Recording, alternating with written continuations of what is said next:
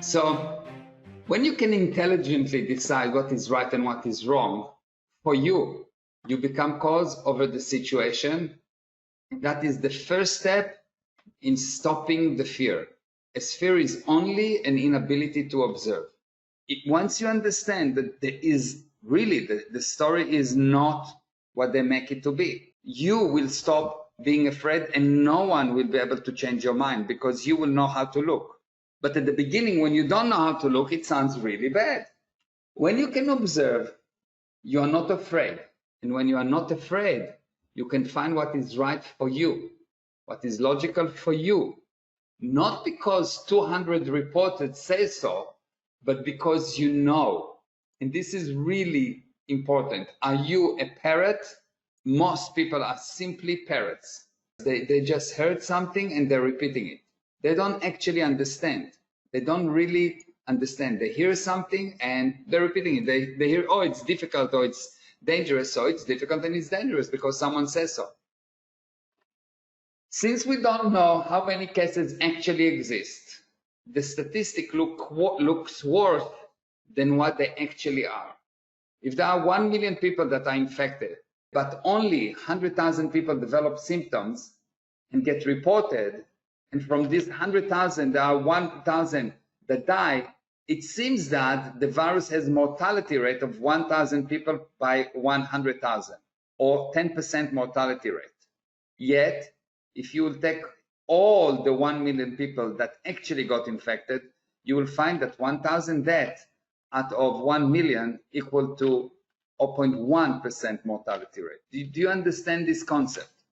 That they don't know how many people are sick because they know only people that come with bad condition because they arrive to a hospital. They take only most of the people will not develop any symptom or very light symptom. They will never be tested. Because they will never be tested, they will never be counted. So the number of people that consider to actually have the coronavirus is, let's say, a few 100,000, but the reality is that it's probably something like 10, 15, 30 million people. That's the actual reality, because the rate of infection of the coronavirus is very, very high. Let me explain to you this thing that's called rate of infection. Let's say there's one person here. What we know about the coronavirus is that the rate of infection is 1 to 3, which means you have 1, then you have 9, because each one of those guys will have 3, and then you have etc., etc. So it starts with here 1, and then 3, and then 9, and then 27, 54, etc. Okay? In comparison, the rate of infection of flu is 1 to 1, which means they have one person. This is flu. Flu actually have a very low level of infection. So one person will infect one person, okay? And this one person will infect another person. And this one person will infect another person, etc. So the infection line here is quite steady. It's the same kind of rate, but the infection line here, it goes like that. Do you understand? Are you with me? There's another factor that defines how fast the virus will expand, is that if a virus takes from the moment that it exposed until it's dying is 14 days, okay? In a coronavirus, until you realize you have symptoms, it takes about 7 days, okay? So 7 days, you don't know what's happening. So throughout these 7 days, you can affect people unbeknown to you. In the case of the flu, it's 1 day.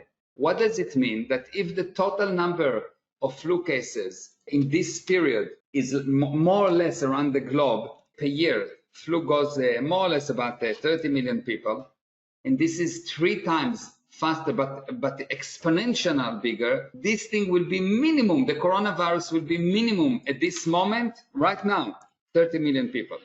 Not 400,000, but 30 million people. So if these 30 million people, and from these 30 million people, 22,000 die, the percentage is 0. But if there are only 400,000 people that got infected and 22 people die, the percentage is here is somewhere around I don't know, overall 3, more or less, it seems like 3 to 4%, okay? And here is 0.0001%. I didn't calculate it right now, but I'm just doing an estimation. But do you understand the point? It is definitely better to get coronavirus than to get flu. Are you with me? But people are not afraid of flu, and people are terrified. They're in terror from coronavirus. Why? Because coronavirus is a virus with the PR campaign.